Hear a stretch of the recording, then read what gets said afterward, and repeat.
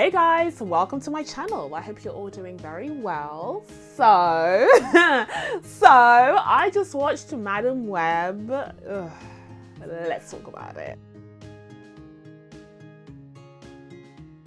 So Madam Web is directed by S.J. Clarkson, and it is of course the latest addition to Sony's Spider-Man cinematic universe that they've got going on, where they have a bunch of Spider-Man movies spanning across decades at this point, and then they sprinkled in a couple of solo movies about Spider-Man adjacent characters that are rather obscure from the comics, that really should just be thrown into the Spider-Man proper films, but instead Sony wants to get a bang for their buck because they own all the Spider-Man characters, and so they want to make films for each and every one of them, even if it's really not necessary or warranted. And so we're forced to sit through it, like we're forced to suffer through this as Sony goes through their Spider-Man roster. And as we've seen over the last few years, the results of this experimentation have been less than great. Now, a couple of years ago, I posted my review of Morbius. If you'd like to hear my thoughts on that one, you can go ahead and check that out.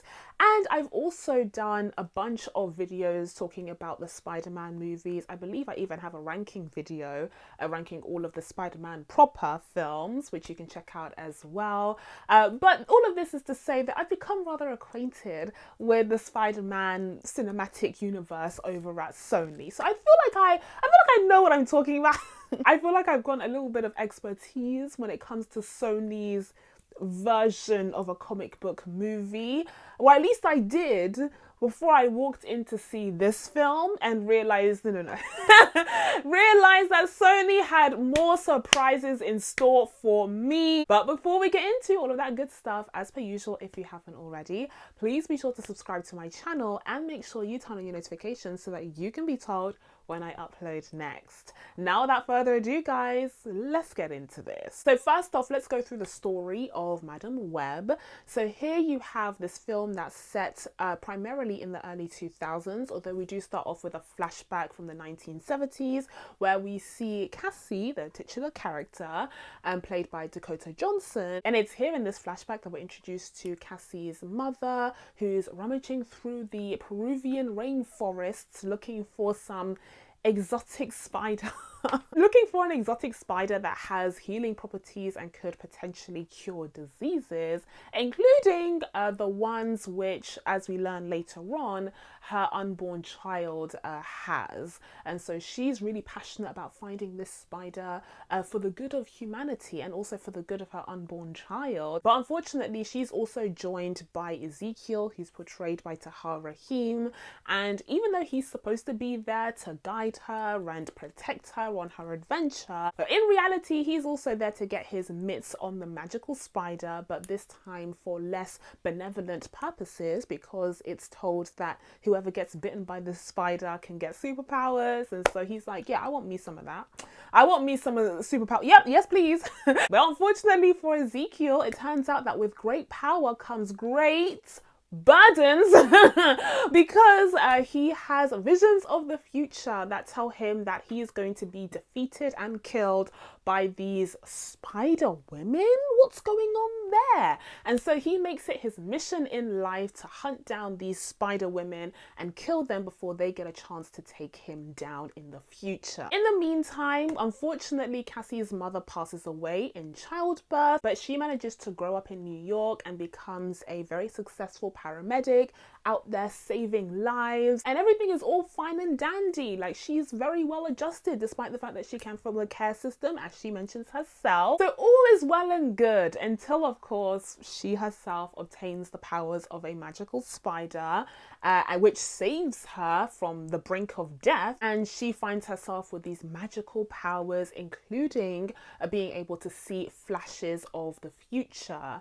And it's these flashes that bring her closer to these three unsuspecting girls who are going to grow up one day to be spider women. So this movie centers on Dakota Johnson's Cassie trying to protect these girls from the evil Ezekiel who's out to get them before they grow up to be very powerful spider women and end up killing him. Okay, so that's pretty much the essentials of the plot. I feel like I've done a pretty good job there.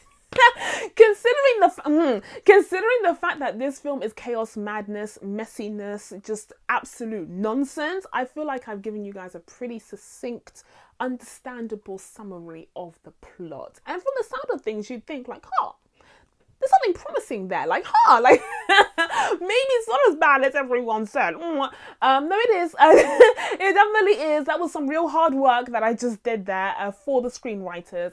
The film is a travesty. Oh, wow. Let's start there. The story is just so bizarre. It's before we even get into the execution, the story feels like it's fresh out of 2003.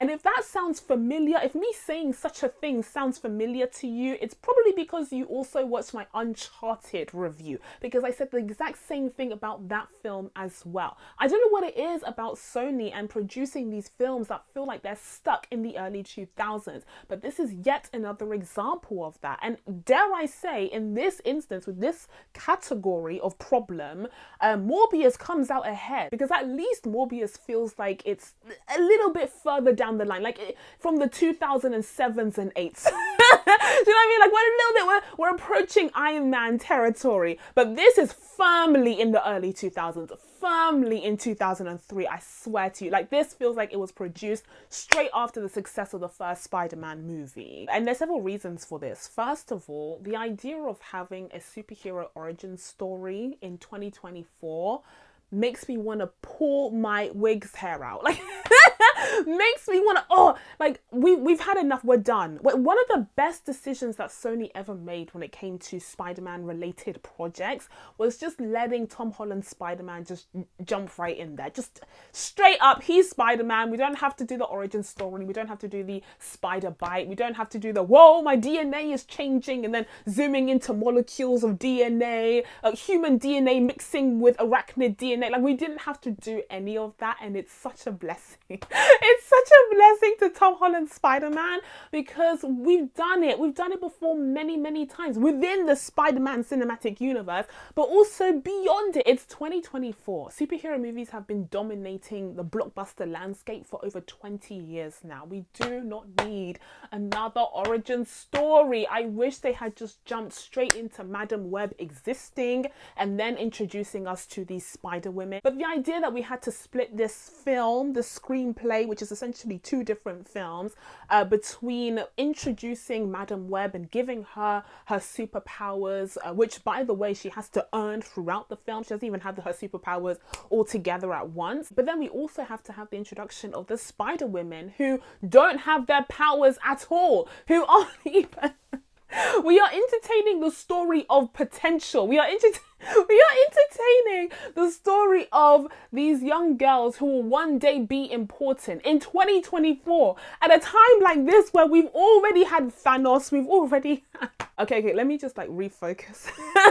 Let me just refocus and just say that one reason why the story doesn't make sense is because it feels very, very old-fashioned, especially considering we are head deep into this superhero genre at this point. Another reason why this story sucks is because we have the three young girls who are supposed to be the Spider-Women, but we only get glimpses of who they'll become somewhere in the future, sometime in the distant future, at the very end of the film. Everything that we saw in the trailers, like, that was it. That was it when it came to the Spider-Woman representation in this film. It boggled my mind, because I felt like I was on the edge of my seat, not in terms of suspense or excitement, but just in terms of like, okay, so when are we gonna get to the part where they get their superpowers? But no, the whole story is centered on a babysitting mission, because that's who Cassie is. That's who Madam Web is in this film. She's a babysitter. Yep. She's a babysitter. And then when she can't fulfill her babysitting duties and she has to go off to Peru to figure out what's going on with this Aranya, she leaves the babysitting responsibilities over to, guess who? Uncle Ben. Young Uncle Ben. Young Uncle Benjamin Parker, who was also a paramedic and worked with her. That's the connection to Peter Parker. Like, that's how Sony is trying to weave this web. Yeah, thanks, but I hate it.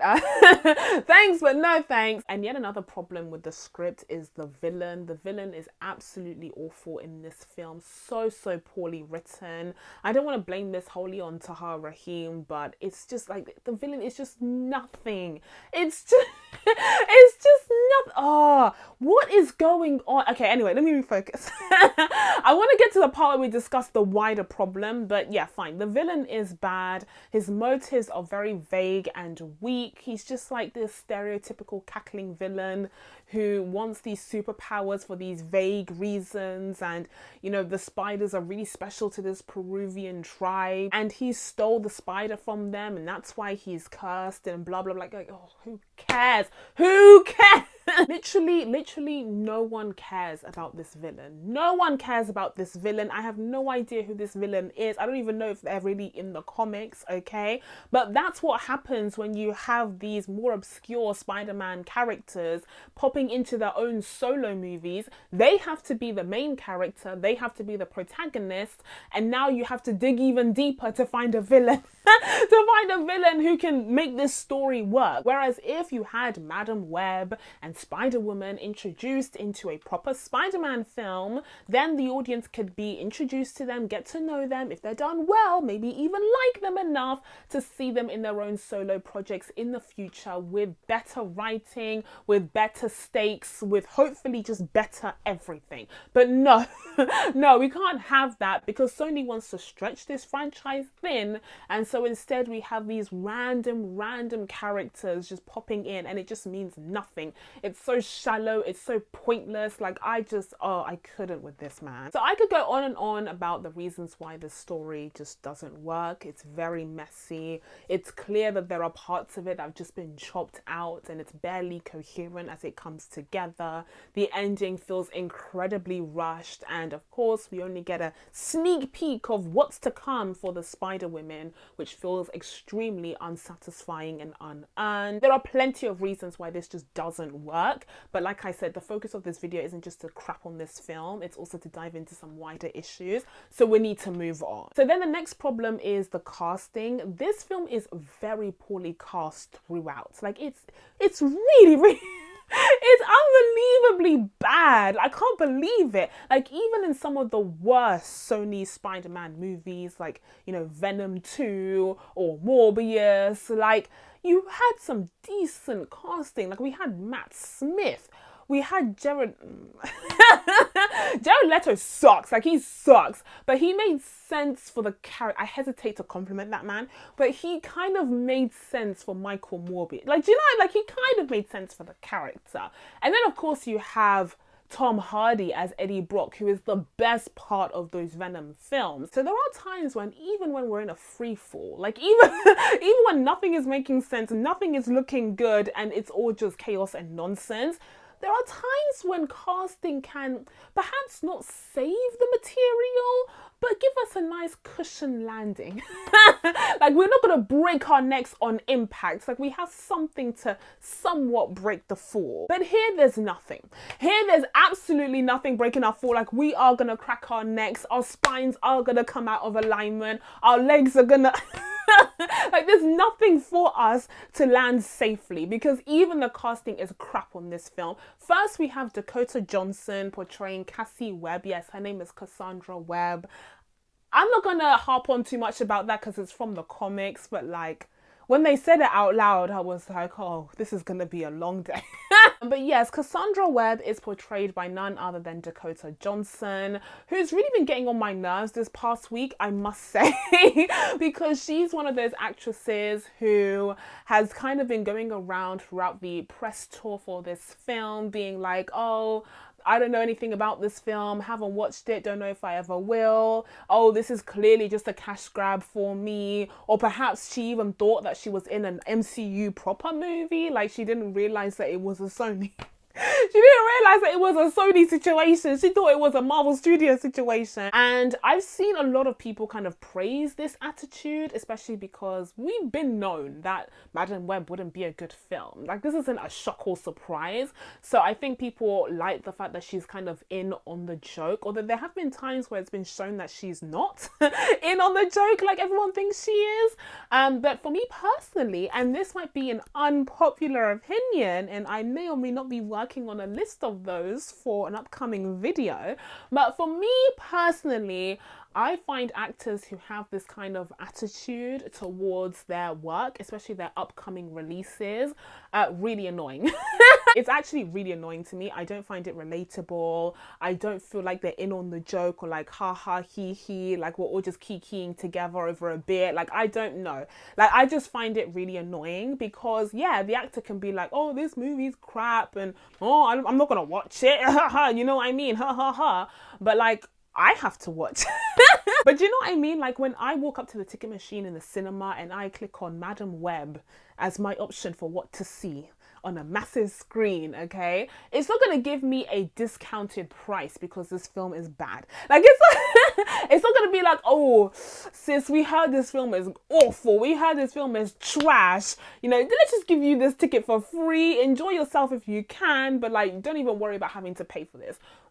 No, like, they're still charging full price for me to see Madam Web, despite the fact that it is god awful. So for me personally, I don't mind kikiing with my friends, okay, with you guys talking about how this film is bad, but I don't need Dakota Johnson turn around and be like, yeah, it's bad. Am I right? I'm like, sis, you are in it. Like, you signed the contracts, you read the lines. Like, we're not on the same side here. But back to Dakota Johnson's performance in Madam Web, another reason why her little antics throughout this press tour haven't been sitting right with me is because she's not even good in this film.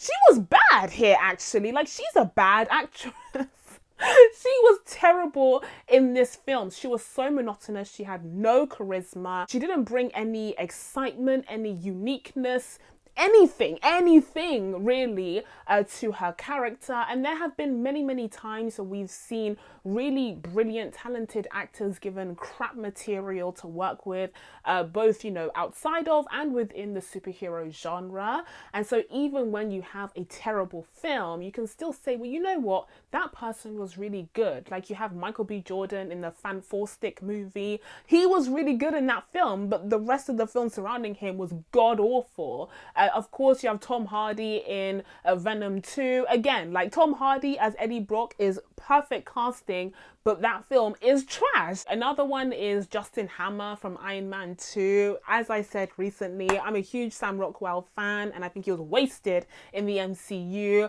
But overall, Iron Man 2 is not a great movie. So there are so many examples of, you know, really great performances that kind of broke through despite the material surrounding them. But Dakota Johnson is not even in that category. So like, what are you even chatting about, sis? Like, we're definitely not kikiing now because you weren't even good in this movie that I paid to see. But then next up we had the three Spider Women, Julia Cornwall, Anya Corazon, and Mattie Franklin, portrayed by Sydney Sweeney, Isabella Maked, and Celeste O'Connor. And I'm afraid they were also miscast. Starting off with Sydney Sweeney, who's supposed to be this like nerdy, anxious, awkward teenage girl. Like, you can't make this stuff up. You can't. Like, it just made no sense. Sydney Sweeney as Spider-Woman is solid casting if you're going to make her a superhero. But because this is this kind of weird prequel situation where they're nobodies at this point, she was just really poorly cast in the role. Like, you could feel her trying so hard to pretend to be this insecure teenage girl, this nerdy teenage girl. Like, she couldn't be more miscast. And on top of that, and to make matters worse, just this week, I finally got around to seeing Anybody But You, where she plays the total opposite of that kind of character, which she's more suited to.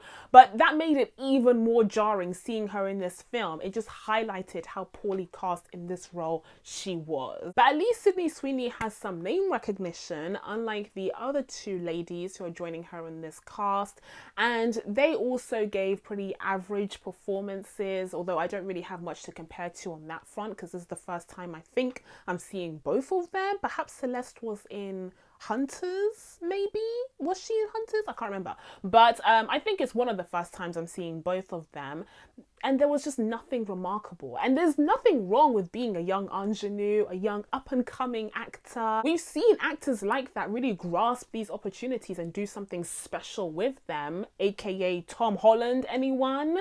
But these ladies, one, weren't given the chance to, considering the crappy script, and two, just really didn't stand out on screen, regardless of the terrible dialogue that they were forced to say. I forgot to mention earlier that another issue that I had with this story was that it falls right in line with yet another trend that we've been seeing in superhero movies, where the heroes don't seem to actually be standing for anything. Instead, the missions seem to be focused on protecting themselves or protecting their family or community, but they themselves don't have a dogma. They themselves don't have that superhero morality that is driving and motivating their actions. And this is something that I commented on in my quick review of Echo in my previous What I've Been Watching. And Madam Web definitely has yet another example of this, where we don't actually know what the Spider Women stand for. We don't know what their morals are. We assume they're the good guys because that's how they're written and presented, but they've done nothing to show for it. All we know is that they're running away from the villain. Like that's their whole mission is to stay alive, and not really to like help people, save anyone, or fight for justice or anything like that. And I think it just makes for some really weak superheroes. And so near the end of the film, where you have Madam Web have this whole monologue about how she can see these young girls become these powerful superheroes in the future, and we have this quick montage of them in their suits and everything, just kind of fighting something or other. It just falls flat completely for various reasons, but one of the main ones being that we don't actually know what they would be fighting for. What are their motivations to fight? Why are they fighting? Why do they want to become superheroes? And on top of that, the action sequences are just as unremarkable as the costume design and cinematography and production value of this film as well. We barely get any real action sequences because Madam Web just has these like flashes and visions, and then it's mostly entails her running away from this Ezekiel bad guy, and they oftentimes cut away from the action sequences whilst Madam Web is having the visions, which I guess gives them a good excuse to not include them in the film. But yeah, it's just like a catastrophe. Even at the end, where we see a glimpse of the Spider Women using their powers and swinging around, it's like, oh, this is not even good. In a post No Way Home world, you gotta give us something better than this, Sony. So yeah, I thought Madam Web was bad and that will come as a surprise to no one because everyone's been saying the same thing, although people said the same thing about the Marvels, and that was far better than people said it was. And it just breaks my heart to see some people actually discovering the Marvels on Disney Plus and having the audacity, having the nerve to go on twitter.com and be like, oh, the Marvels was actually really good, like, yeah, actually the Marvels actually a decent film, blah, blah, blah, blah. Idiots, literally. These fools who let these incels online tell them that the Marvels was the worst thing to ever happen to humanity. They finally got to see the film for themselves, and it turns out to be way better than these incels said it was. Duh. That really annoyed me, especially because of all the crap that I got for saying that the Marvels was decent, but that's not the situation that we have going on here. Like that's not what we have going on with Madam Web. Madam Web is genuinely crap. Like it's a genuinely bad film. And by the way, this is why it's so important to be honest and fair when it comes to reviewing, critiquing, analyzing films. You want to judge that film on the basis of its actual quality, the characteristics, the characters, actors, production value, and not on these toxic, hateful metrics like the fact that it's, you know, involves women or people of color and MCU and everything's being ruined, blah, blah, blah. Those awful sentiments should have nothing to do with film critique. And this is why, because there will be plenty of instances where actual bad films come along, and then you're going to look stupid, you're going to look dumb when you give The Marvels the same rating as Madam Web just because they both involve women. But okay guys, I want to dive into the bigger issues at play here, so let's just wrap up this review. And with all of that being said, I'm going to be giving Madam Web a 3 out of 10. So now let's dive into the bigger problem here, because yeah, sometimes you have good films, sometimes you have bad films that come out from Hollywood. Like, nothing's new here. But I'm genuinely just so stressed about the string of flops from the superhero genre, because I think that this is tanking the genre faster than the Titanic hitting that iceberg. Like, these current superhero flops are doing so much more damage than the flops of old. The flops that came around when the superhero genre was at its peak, okay, in the 2010s. Like, it was fine having a couple of flops here and there, like a BVS and a Justice League. Like, it was all fine and dandy then. But now when people are shouting superhero fatigue louder than ever, like, this is literally killing the genre.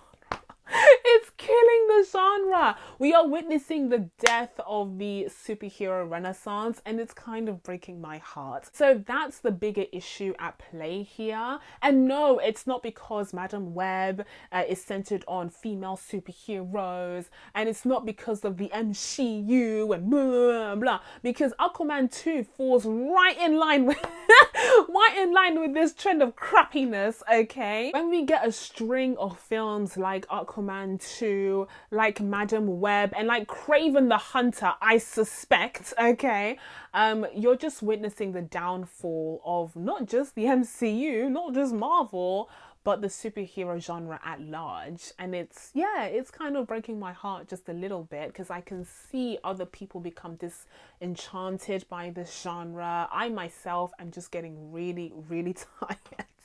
Really sick of this shit. I think it's particularly sad and interesting, considering that these studios are kind of chugging along full steam ahead, acting as if there aren't these underlying issues within this landscape. Because you have Kevin Feige kind of making his plans for phase 5 and 6 and 7 and 8, trying to rectify the issues of the last couple of phases in the MCU. And then you also have James Gunn in his brand new role as the head of DC, trying to create a whole new cinematic universe to wash out the terrible taste of the old one from our mouths. And it's all fine and dandy to make these plans and have these announcements and sneak peeks and whatnot, but you need to take into account the landscape, the movie landscape that we're existing in the 2020s, that isn't as friendly towards superhero films as it used to be in the 2010s. And I think that these studio heads know this by now. I think they recognize that superhero fatigue isn't just the hypothetical that people were talking about 10 years ago. It's here, okay? It's here and now, and it's very, very loud.